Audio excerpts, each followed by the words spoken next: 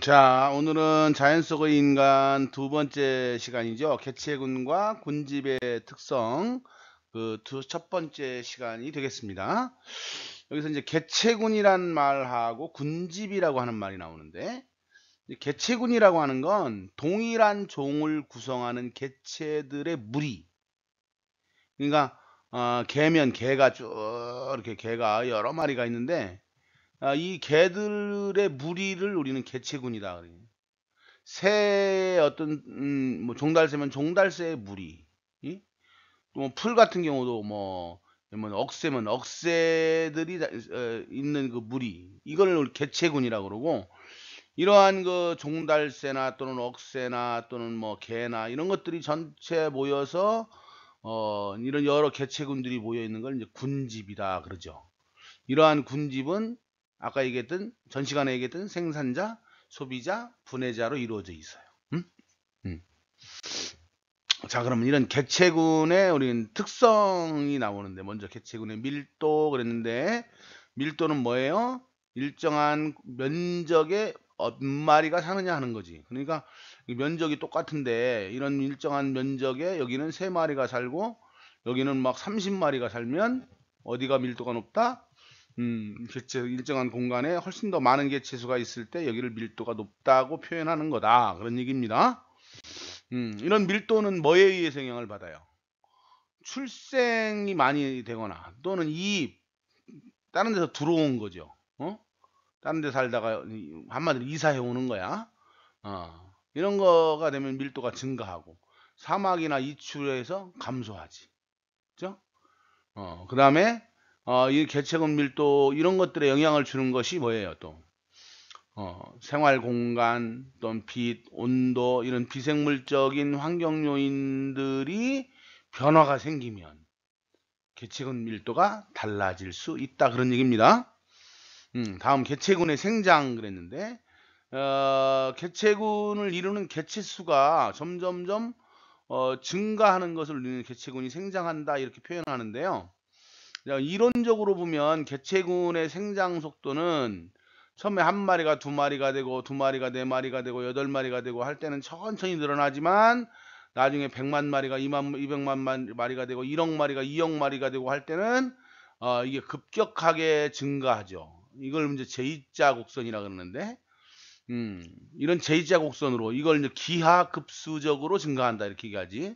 기하급수적으로 증가한다. 이렇게 표현을 하는데 실제로는 개체군이 그렇게 생성하지 못하더라 그런 얘기죠. 실제 이제 그 개체 수가 증가하는 걸 보면 이게 이렇게 완만하게 구부러져서 어느 일정한 정도가 되면 더 이상 증가하지 않고 일정해지더라 그런 얘기예요. 이게 이제 실제 곡선이야. 이건 제2자 곡선은 이론적인 거고. 그럼 이게 왜 그러냐 그러면 이게 환경 저항이라고 하는 게 있기 때문에 그렇다 그런 얘기죠. 이런 환경 저항은 실제로 개체수가 증가하면서 이들이 살 수 있는 서식 공간이 부족하죠.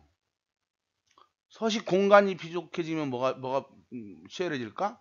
경쟁 같은 것도 치열해지고 개체수가 증가하니까 질병도 많이 생기겠죠. 다음에 먹이도 부족해지겠죠. 이런 것들 때문에 실제로는 이렇게 이론적인 증가 곡선을 따라가지 못한다 그런 얘기입니다. 자, 이렇듯 그 개체군이라는 게 무한정 생장할 수 없어요. 뭐 우리 인간도 마찬가지입니다.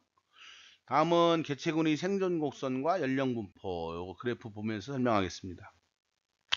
자, 요거 개체군의 생존 곡선은요. 몇 가지 생물들을 똑같은 1000마리를 기준으로 했을 때 얘들이 자기 수명을 다 할 때까지 그 살아남는 개체의 비율을 나타낸 거예요. 여기 보면 상대 수명이라고 돼 있는데 생물 종마다 수명이 다르잖아요. 어떤 건 1년 사는 것도 있고 어떤 건 뭐 5년 사는 것도 있고 어떤 건 10년 사는 것도 있고 그런데 그걸 다 100으로 본 거야 지금. 응? 음. 자, 그러면 여기서 1년 같은 경우는 1000개의 개체가 거의 어렸을 때는 안 죽죠. 왜? 왜 안 죽을까요? 보호를 잘 받고 부모로부터 보호를 잘 받는 거예요. 그러다가 이제 점점 나이가 증가하면서 어느 일정한 나이가 되면 얘들이 이제 급격하게 죽는데 이거 보고 이제 기대 수명이라고 그러죠. 그러니까 어떠한 생물종이 최대한 살 수 있는 수명까지 살고 죽는 개체들이 많다 그런 얘기죠. 우리 사람 같은 집단이 이와 같은 형태를 갖고 있어요. 그죠? 다 그러면 이번에 사명 한번 볼까? 사명은 뭐예요? 어린 은개체가 거의 보호를 못 받지? 예를 들어 물고기의 알 또는 굴, 우리가 먹는 굴 있죠? 굴도 알을 낳거든요. 그 알을 낳아서 물속에 둥둥 떠다니면 다른 물고기가 다 잡아먹는다고요. 그런데 이제 그 알에서 부화해 가지고 막 움직여서 헤엄쳐 다니거나 또는 굴 같은 경우 껍데기로 단단하게 둘러싸게 되면 더 이상 잡아먹히는 수가 줄지. 그래서 그 개체가 거의 기대 수명까지 살게 되는 이런 거. 다음에는 이형은 이건 피식과 포식 관계에 의해서 피식은 잡아먹히는 것, 포식은 잡아먹는 것. 그런데 그러니까 어떤 개체들이 예를 들어 토끼나 다람쥐 같은 경우 그 상위 포식자에서 늘 일정한 수가 잡아먹힌단 말이죠. 뭐 어떤 어린 개체라고 뭐 골라서 잡아먹거나 그러는 거 아니잖아요. 눈에 띄는 대로 잡아먹히기 때문에 어린 개체나 나이 든 개체나 줄어드는 비율이 일정한 음, E형 같은 경우가 바로 이제 그러한 경우에 해당합니다. 음. 어, 다음은 연령 피라미드를 보겠어요. 연령 피라미드를 보면 여기가 지금 생식 전 연령층 그래가지고 아직 새끼를 못 낳는 층이죠 여기는. 근데 여기는 보면 이 어린 개체가 많아가지고 얘들이 생식 연령에 도달하면 어떻게 되겠어요? 얘들이 이렇게 늘어나겠죠. 그러면 이런 집단은 어떻겠어요? 이런 개체군은 앞으로 개체 수가 계속 증가하겠죠. 이런 걸 발전형이라 그러고 안정형 보면은 여기도 늘어날 거라고 생각하는 애들이 있는데 이건 그렇지 않아요. 왜냐하면 얘들이 생식전 연령층이 나이가 한 10년 지나서 10년 지날 동안 질병으로 죽는 것도 있고 사고로 죽는 것도 있어서 자연적으로 이 수가 좀 준다고요. 그래서 요 개체 수가 일정한 시간이 되면 요 개체 수로 자연스럽게 바뀌거든요. 그 이런 개체군은 개체 수가 증가하지 않는 안정형이다 그런 얘기고 요거는 당연히 뭐 생식선 연령 숫자가 적으니까 애들이 일정한 시간이 나면 더 줄어들 거 아니에요. 그러면 이 개체군의 수급자가 어떻게 이렇게 더 개체 수가 줄어들으니까 개체군 크기가 작아지는 그런 쇠퇴형을 보이게 됩니다. 다음은 개체군의 주기적 변동입니다. 자, 여기 이거 굉장히 시험에 잘 나오는 거니까 잘 봅시다. 여기 돌말이라고 하는 게 있는데, 이건 일종의 녹조류예요. 녹조류인데 어디에 많이 있냐? 물 속에 많이 있거든요. 현미경으로 봐야만 보이죠.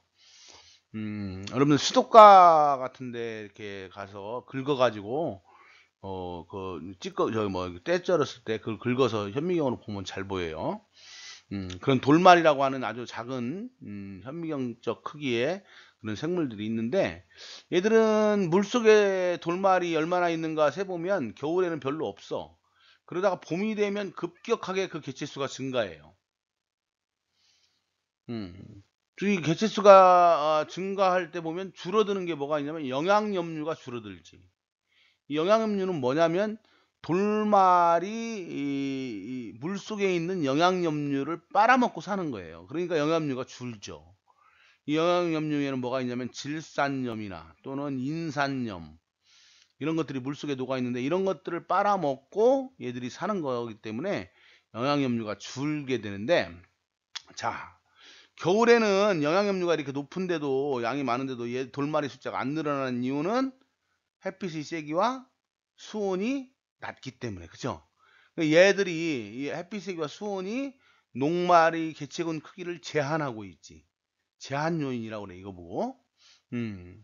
자 그런데 여기 보면 그래서 이제 여기서 봄이 되니까 햇빛의 세기와 수온이 점점 좋아지니까 얘들이 돌말이 확 크기가 증가했단 말이죠. 그런데 늦은 봄이 되면 어떻게 돼? 개체수가 확 줄어들지. 여전히 햇빛이 세기와 수온은 좋은데도 개체군 크기가 줄어드는 이유는 먹이가 부족하기 때문이죠. 영양염류가 없어서 그래요. 그러니까 요때 돌말이 크기를 개체군 크기를 제한하는 요인은 요때는 뭐예요? 요때는 영양염류 양이 돌말이 개체군 크기를 제한하고 있지. 여기도 지금 돌말이 지금 못 크죠. 여름에. 예. 여름에 돌말이 못 크는데 바로 먹이가 제한 요인이 되고 있다라고 하는 거고. 자, 늦은 여름에 물속에 이제 그 여름철에 물이 뜨거우니까 여러 가지 것들이 썩으면서 진산점하고 인산점이 물속에 녹아 나오게 되면 그 양이 증가해요. 그러다가 일시적으로 이렇게 얘들이 증가를 했다가 다시 또 이렇게 줄어드는데 이때는 여전히 어때요? 영양염류 양은 많죠. 그런데도 불구하고 얘들이 개체수군 크기가 오히려 줄어드는 이유는 수온과 빛의 세기가 안 좋아지고 있기 때문에. 그렇죠. 얘들이 지금 제한 요인이 되고 있는 거지. 응? 다음 눈신토끼하고 스라소니. 스라소니가 눈신토끼를 잡아먹어요. 얘가 피식자, 얘가 포식자. 그런데 자, 여기 보면 눈신토끼가 쭉 개체수가 증가하면 먹잇감이 많아졌으니까 스라소니가 늘어나겠죠. 스라소니가 많이 늘어나면 눈신토끼를 많이 잡아먹으니까 눈신토끼가 줄어들겠지. 그럼 눈신토끼가 줄어들면 스라소니가 먹을 게 없으니까 줄어들죠. 스라소니가 적어지면 어떻게 돼요? 눈신토끼가 많이 늘어나겠지. 그러다가 눈신토끼 늘어나면 따라서 스라소니도 늘어나고 하면서 10년을 주기로 해서 이렇게 주기적으로 개체군 크기가 이렇게 변하는 변동을 보이게 됩니다. 다음에는 개체군 내의 상호작용, 텃세라고 하는 건 뭐예요? 일정한, 여기 보면 일정한 공간, 여기는 내 공간이야. 다른 놈들은 못 와. 라고 해서 다른 개체들이 들어오는 걸, 접근하는 걸 막는, 이런 것을 우리는 텃세라 그러지. 이런 어떤 개체마다 이런 텃세권을 가지고 있으면, 개체군 크기가, 잘 늘어나지 않죠. 즉, 밀도가 일정하게 유지되는 아주 중요한 기능이 바로 텃세입니다. 다음 순위제. 순위제는요, 닭 같은 거 보면 닭이 A, B, C, D, E가 있으면 A는 B를 쫓고 A는 B도 쫓고 C도 쫓고 D도 쫓고 E도 쫓아요. 근데 B는 A한테 쪼였으면 절대로 B가 A를 쫓지 못합니다. 얘는 나머지 것들만 이렇게 쪼지. C는 또 이렇게 쪼는 거야. D는 이렇게 쪼고 E는 아무도 못 쪼죠. 그래서 순위가 1, 2, 3, 4, 5 이렇게 순위가 정해져 있는 걸 순위제라 그래. 이런 순위에 따라서 이제 먹이라든지 또는 배우자라든지 이런 것들을 이제 차지할 수 있는 권리가 주어지게 됩니다. 음. 다음 리더제. 리더제는 기러기가 막 날아갈 때, 기러기 떼들이 날아갈 때 제일 앞에 날아가는 이 기러기. 얘네들이 이제 전체 기러기들을 끌고 가잖아요. 행동을 개체군 내의 행동을 지휘하는 이런 역할을 하는 것이 바로 리더제인데 나머지 기러기들은 순위가 없죠. 순위가 없어요. 그것이 이제 그 순위제하고 좀 다른 점이야. 다음 사회생활은 꿀벌이나 개미들 같은 경우 역할이 분담돼 있잖아요. 일하는 개미, 그다음에 생식 활동을 하는 개미, 이렇게 그다음에 또 싸움하는 개미 이렇게 나뉘어져 있는데 이런 역할이 분담되어서 전문화된 사회를 이루고 있는 걸 사회생활이다 이렇게 얘기합니다. 지금까지 설명한 것들은 동일한 개체군 내에서의 상호작용이야. 그러니까 개면 개, 기러기면 기러기, 예? 기러기 안에서 얘 한 마리가 리더인 거지. 기러기가 다른 동물들, 예를 뭐 당나귀라든지 말 이런 것들의 리더는 아니잖아요. 그렇죠? 그러니까 동일한 기러기 내에서 리더제. 응? 그죠? 동일한 개미 내에서 사회생활. 응? 뭐 이런 걸 얘기하는 거예요. 자, 오늘 수고하셨습니다.